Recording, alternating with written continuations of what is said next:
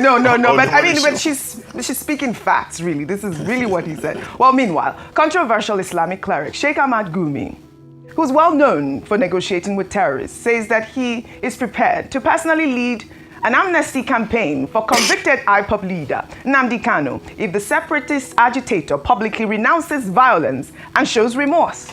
Gumi spoke on live television saying that his position is rooted in his belief that negotiation, not force, remains Nigeria's most effective path to resolving insecurity. He claimed that the Nigerian military is not designed for guerrilla warfare and that kinetic strategy alone cannot solve the country's security challenges. Let's take a look. Let me give an example. Now, this Kanu that was imprisoned for terrorism, for agitating that our soldiers should be killed.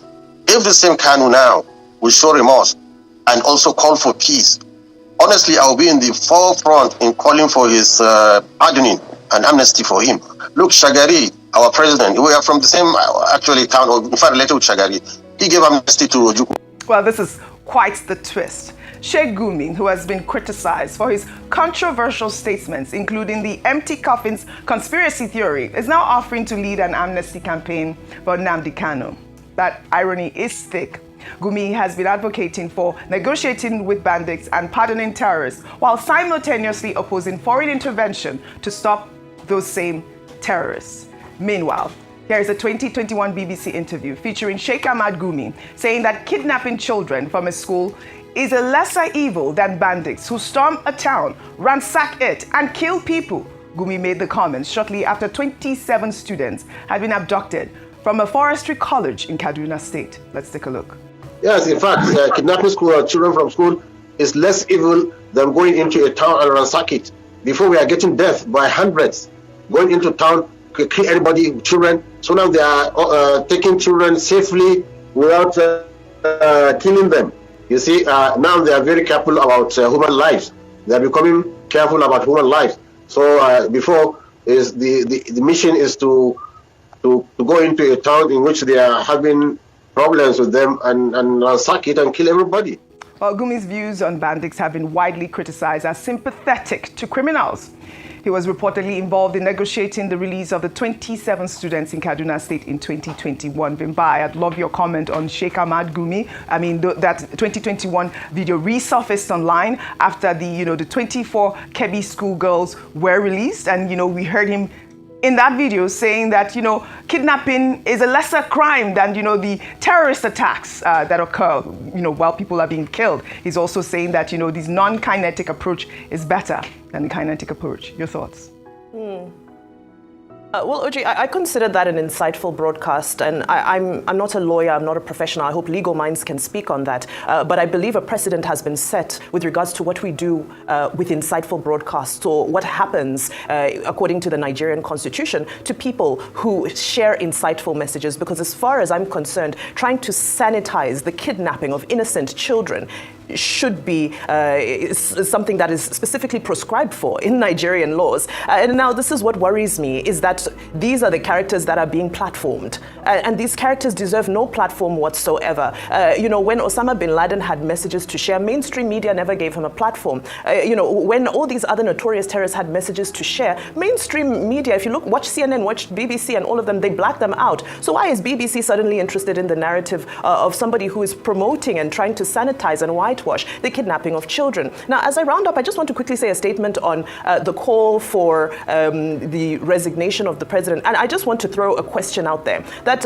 with those who are interested in the resignation of the president, our constitution says that the vice president takes over. So is that an implication that Vice President Kashim Shettima is somebody who would be more able or more palatable to take the helm of affairs during this crisis? Because we do need to remember that if there's a presidential resignation, there's an order to how things flow in this country based on us being a democracy that respects our constitutionalism.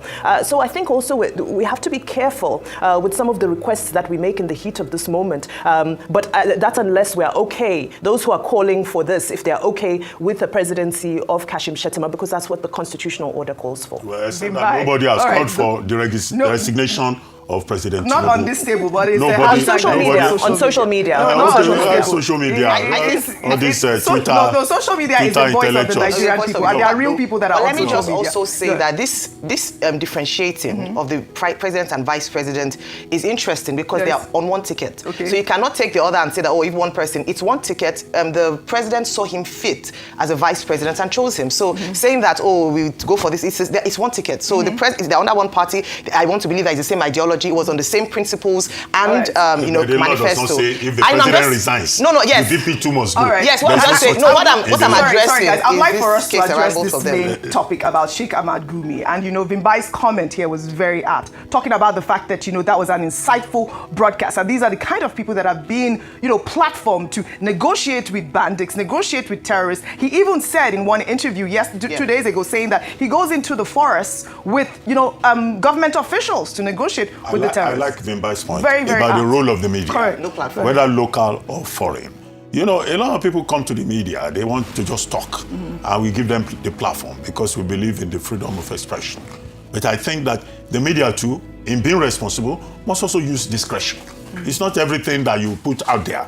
A man like Sheik Gumi, he says a lot of things that are inflammatory. No, but he's a government negotiator, Dr. But that's what I meant. No, it's not a government But negotiator. he negotiates with the government officials, he says. He's a self-appointed go-between. So why is the government working with him? between terrorists and the government of Nigeria? Why is the government working with him? He's the one saying. No, he's not the one saying it's actually happening. No. He's saying when he goes to negotiate, Yes. he goes with security persons. Yes, that's what's happening. In a country where you can hire the police, Yes. you can hire anybody. Absolutely. Are those persons that went to negotiate, were they hired? That's the question you have to ask. Were they supplied by the Nigerian government? Because we've been talking about government negotiating with terrorists and bandits. This is the This is biggest problem. This is Sheik Gumi Yes. promoting himself and saying things and saying that it is better to kidnap schoolgirls That's what he said. rather than to go after terrorists. No, that doesn't make sense. Yes. Those children, they have the right to dignity Yes. Yeah. of the human person. They have the right to freedom, and nobody should come and say that you can kidnap girls. Yes. Now that's a lesser evil.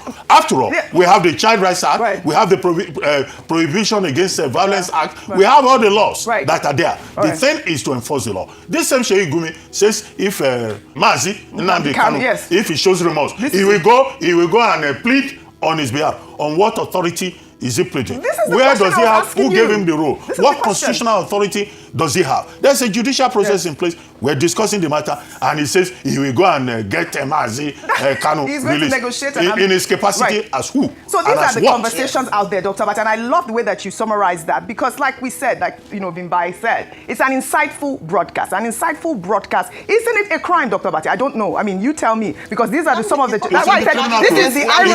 That's why I said this is the irony that we're seeing. Part of the charges that Nnamdi Kanu was his insightful. I mean, what they allege as an insightful broadcast. Absolutely. Let me just say one thing that yes, we're saying he's self-imposed or self-appointed. But the truth is that there's a kind of audacity and boldness with which he comes to speak without any question, at least that we know of, that makes you believe that there must be some sort of backing. Because by now, with what he's saying and the fact that he's admitted a number of times that he knows where these bandits are, for him to know how to go and negotiate, why have we not picked him up for questioning? Right. And this is the double standard we talk about when it comes to the way that we address matters in some regions, and that's why the agitation is a lot when it comes to the Nnamdi Kanu case, that when it comes to cases like that, it's the same inciting to a broadcast that he was charged on and convicted on. And on another level, for many years, Sheik Gumi has been speaking, has been inciting, and nothing seems to be done. That's where the unfairness is coming from. Well done, Ayo. Well done, Dr. Abati. Thank you both for that. And Vimbai in Abuja. But I'd love to align myself with the Deputy Speaker of the House who says negotiating with bandits should be illegal. And that's really